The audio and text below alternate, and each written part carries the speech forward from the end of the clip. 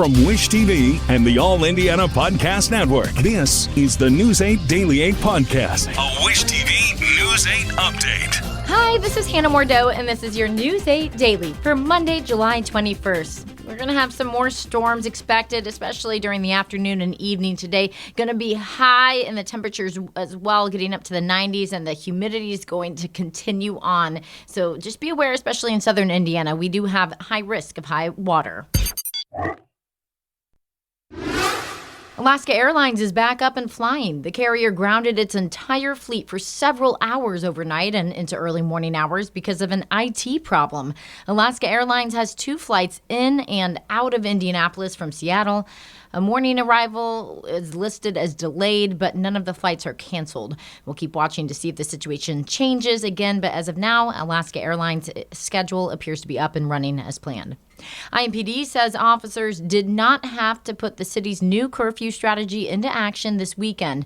Police did not detain any young people. The city's new plan was under the microscope with the WNBA All-Star Weekend and the Black Expo Summer Celebration taking place. News 8's Hernan Gutierrez is on the story and tells us the police chief says their new plan came together well. And this was the first weekend of a longer curfew for young people, which now starts 2 hours earlier. It was also the first weekend of a partnership between IMPD and several community groups to detain anyone who violated the curfew at a safe location to be reunited with their parents or guardians. IMPD Chief Chris Bailey took to social media to thank the community for its efforts to keep kids off the streets after curfew. In a post on X, he says no kids were brought to IMPD's reunification center both Friday and Saturday nights. Yesterday, he wrote, "Huge thanks to parents, guardians, family members, and our incredible community partners who helped staff the site all weekend. This is what community looks like. This is for our kids." Police had planned to connect anyone out past curfew with organizers who could offer them opportunities to help keep them off the streets late at night. IMPD says that effort will continue over the coming weeks as officers seek to avoid a repeat of the mass shooting that happened downtown over 4th of July weekend that left 2 young people dead. Now, this past weekend was not free of violence. IMPD says 4 separate shootings sent 5 people to the hospital Saturday night into yesterday morning. According to police, the victims were stable. No word if any of the shootings are connected. In the newsroom, I'm Hernan Gutierrez for Wish TV and WishTV.com. Some people here in Indiana are speaking out against Republican members of Congress about funding for immigration enforcement. There was a protest last night outside Senator Todd Young's Carmel office. It was organized by the Indiana AFL-CIO, the Indiana Undocumented Youth Alliance, and the organizing group Indivisible. It followed last week's report that Indiana's Camp Atterbury will be used to detain immigrants. We're here to say we want the government to invest in our communities, not in ICE, not in terrorizing our communities, that we deserve health care, we deserve housing, we deserve food, we deserve education, and that families deserve to live in peace. A similar protest was held outside the Noblesville office of Congresswoman Victoria Spartz. Now to basketball. Caitlin Clark looks like she'll stay on the sidelines as the Indiana Fever get back to regular season play. Coach Stephanie White says Clark is not likely to play in tomorrow's game against the Liberty in New York. Clark sat out the weekend All-Star game and did not practice yesterday. White says Clark is still getting treatment on that groin injury that she suffered last Tuesday. She has already missed 11 games this season with injuries after never missing a game in college or her rookie year as a pro. In the middle of the WNBA's biggest weekend, the All-Star players sent a message as contract talks between the league and players' union continue. During warm-up before the game, all of the All-Star players wore T-shirts that read, "Pay us what you owe us." We told you on Friday that more than 40 players met in person with the league negotiators last week on a collective bargaining agreement that expires at the end of the season. Fever star Caitlin Clark says players want their share of new revenue coming into the league. I think that's one of the things that we're in the room fighting for, like Fee said, is, we should be paid more, and hopefully that's the case moving forward as the league continues to grow. I think that's something that's probably the most important thing that we're in the room advocating about. After the All-Star game Saturday, fans at Gainbridge Fieldhouse chanted, "Pay them," as the WNBA commissioner presented the game's MVP, Nafisa Collier. On the court Saturday, Collier captained her team to a win over the team Caitlin Clark, 151-131. That was the final score. She also set a new All-Star game record with 36 points. Clark, of course, did not play due to her groin injury. Clark's Fever teammate, Kelsey Mitchell, led Team Clark with 20 points.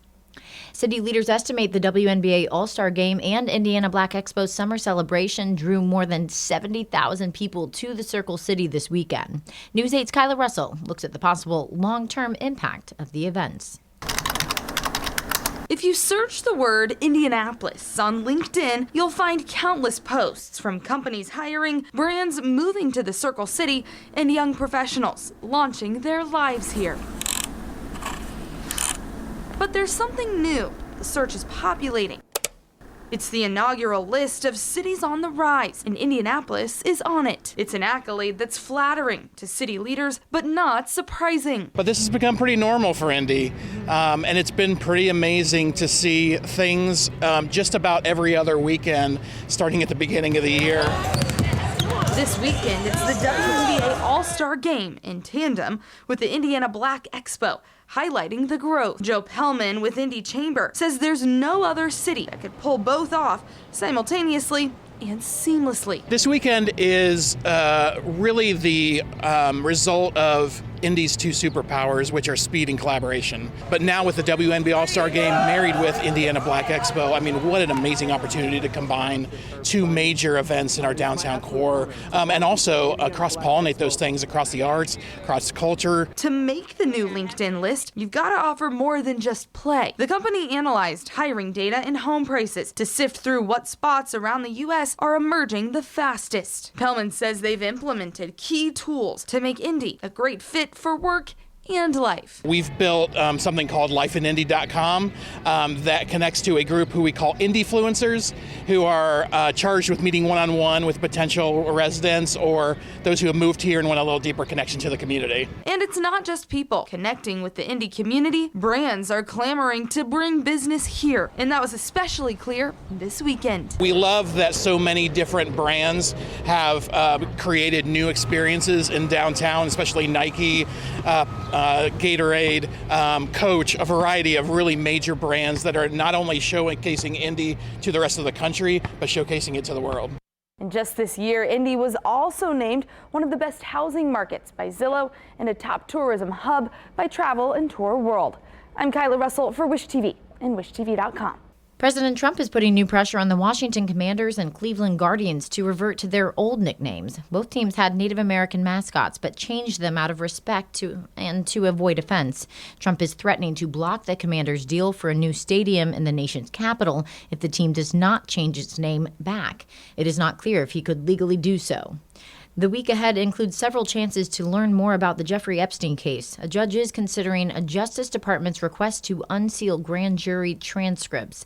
President Trump called for the release of all transcripts in his latest change of direction on the case. He has gone between calling for a public airing and for nothing to come out. Democrats are criticizing the reversals. Senator Amy Klobuchar compared it to the recent viral moment of corporate bigwigs caught in a compromising situation at a concert. So the president blaming Democrats for this disaster, Jake, is like that CEO that got caught on camera blaming Coldplay, okay? Like, this is his making. Republicans have said the House may vote this week on a non-binding resolution calling on the Justice Department to release more records from the Epstein case.